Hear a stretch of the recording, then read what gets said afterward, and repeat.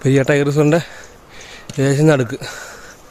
ഞങ്ങളുടെ സൈഡിലേക്ക് എങ്ങാട്ട് പോലും മിനിമം ഒരു 15 കിലോമീറ്റർ നടന്നാലേ പുറലോകത്തെത്തുള്ളൂ, ഏറ്റവും കുറഞ്ഞത്. അതിലും കൂടുതലുണ്ടാവും.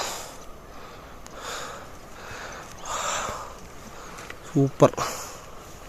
ഇവിടെ മാത്രം റേഞ്ച് കിട്ടാൻ വേണ്ടി ഇവിടെ വരെ നടന്നു വന്നു.